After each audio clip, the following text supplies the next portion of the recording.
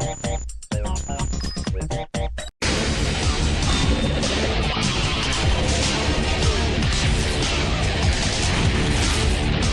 now, the undead have risen, and we couldn't be happier. Here's our review of a game all about people who love to eat people. Stubbs the zombie. Who is the zaniest, likes to eat our brains and us, Stubbs? Some say perfect is a place where the mass graves are well hidden. Welcome to Fruit Bowl, where the wieners are hot, the grass is green, and the dead would love to know what's on your mind.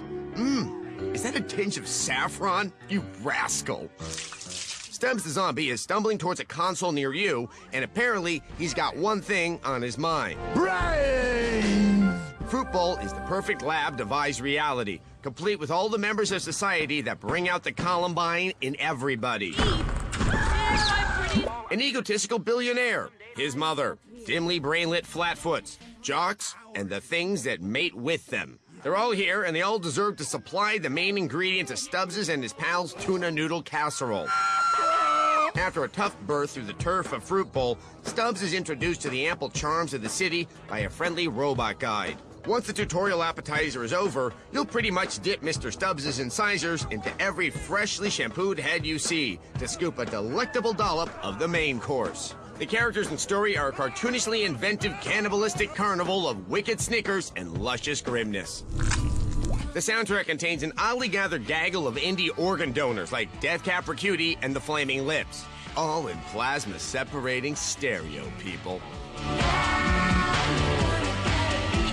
After a while, you may start to think the game may have something in common with Stubbs' slightly undimensional diet. The challenge pretty much flees in a fast car after your first 20 or so cabezas have been cracked and the pensa polenta within sucked out. The title does throw some interesting diversions your way. Stubbs' diet consists of brains, so you can imagine the wistful gaze generated by being in proximity to the gases of his nether exit. Hands where I can see him. When Stubbs lofts an air biscuit, the stench citizenry become frozen by his odious aromatherapy, enabling Stubbs to get the drop on their domes. Stubbs can also remove his head and use it like a bowling ball, which is always fun. Stubbs can whip his internal organs your way with explosive results. And probably the most fun was Stubbs' ability to remove his arm to either take over people's identities or weapons. Stubbs can commandeer certain vehicle types, too.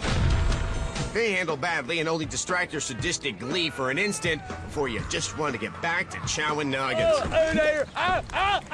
After a while, the unflossed fangs of tedium will begin breaking through your scalp, and you'll know Stubbs' life will soon be over. Stubbs is also short. There's really no big dessert other than some co-op play that may tickle your brodeo bone for a while.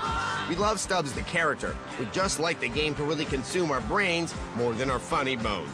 So remember, kids, never eat anything bigger than your head. Or my head. Will you give it a 3? Out of 5. Who is the zaniest, likes to eat our brains and us, Stubbs? Oh, yes, he does. Did my head just throw up your head? That is correct. It's bound to happen. We wanted to like this game more, but after a while, eating brains just got boring, and eating brains should never be boring.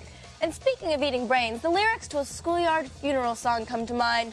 The worms crawl in, the worms crawl out, the worms play pinochle on your snout.